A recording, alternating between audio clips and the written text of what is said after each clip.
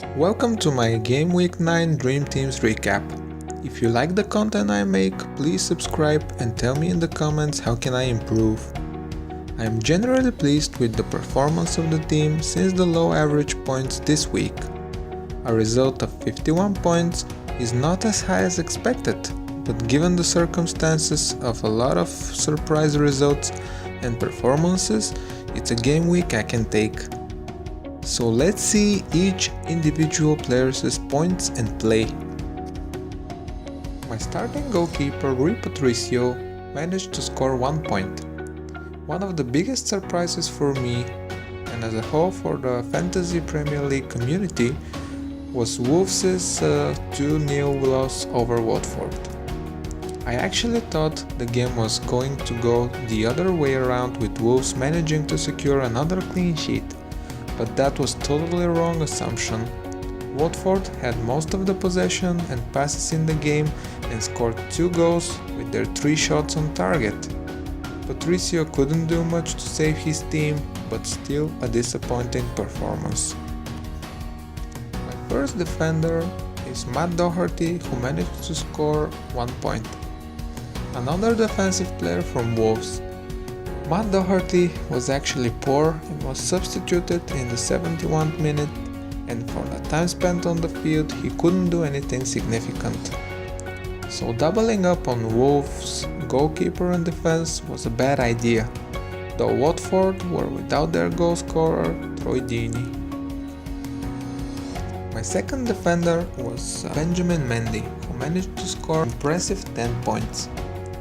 Benjamin Mendy proved to be a valuable asset once more and scored the highest points in my team excluding captaincy. He managed to get an assist, clean sheet and even got 1 bonus point. He was always dangerous with his 6 attempted crosses, 4 of which were successful, most for a player in the game. He was also very solid in his defensive duties. My last starting 11 defender was Andrew Robertson, who managed to score 8 points. Another great performance from a premium defender. Robertson managed to help his team get a clean sheet and thus secure the win, although Huddersfield were very close to scoring on several occasions. The Liverpool player was the second best player in the game, going forward when possible and even registering 2 shots on goal. He was also pretty solid in defense with his 2 tackles and 4 clearances. My first midfield player was Eden Hazard, who managed to score 1 point. Just as I suspected, Jose Mourinho made it very hard for Hazard tactically. Ashley Young was the player to man-mark Hazard and he was really hard on him, fouling him on several occasions.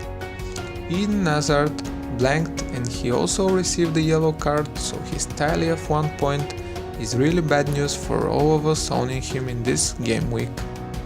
The only good news was that I selected him as a second choice for the captaincy. Mohamed Salah is my second midfielder and he managed to score 60 points for my team. Salah played really good game with his 4 total shots, 2 of which were on target, scored once and was close on another occasion. Unfortunately, he couldn't get any bonuses this game, but his score of 8, 16 for being my captain, points is a great news and I cannot complain. Richarlison was my third midfielder and he managed to score 3 points. Richarlison had an average performance, he was playing on top just as expected, but wasn't good enough to score from his single shot in the game. My last midfielder was Ryan Fraser, who managed to score 3 points. Another bad return from my midfielder.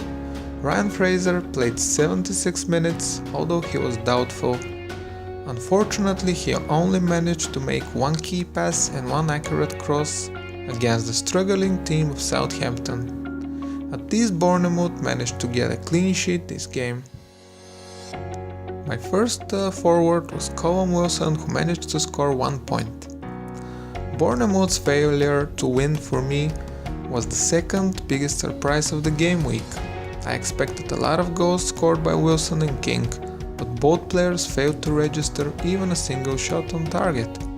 Wilson managed to get a yellow card as well to further his bad point return. My second forward was Alexander Mitrovic, who scored 5 points. Although his team's heavy loss, Mitrovic managed to get an assist, so his 5 points are not such a bad result. Unfortunately, that was his only big contribution on the game, so he didn't live up to the expectation of scoring goals against Cardiff's bad defense. My last forward was Alexandre Lacazette, who managed to score 2 points. Arsenal managed to get back from behind against Leicester, and the main force behind it was Aubameyang. Lacazette was unlucky and didn't take his chances or even couldn't create any for his teammates to finish. Since he was my main and premium forward, his blank came as big disappointment. He had 4 shots, one of which on goal, which is promising fact. As for my bench, everything went as expected. Button didn't play, Lennon played 68 minutes and got 2 points.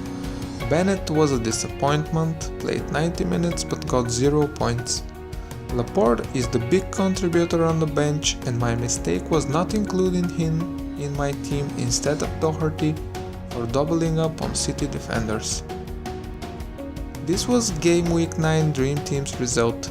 Stay tuned for the next Dream Team videos, where I hope for better overall points.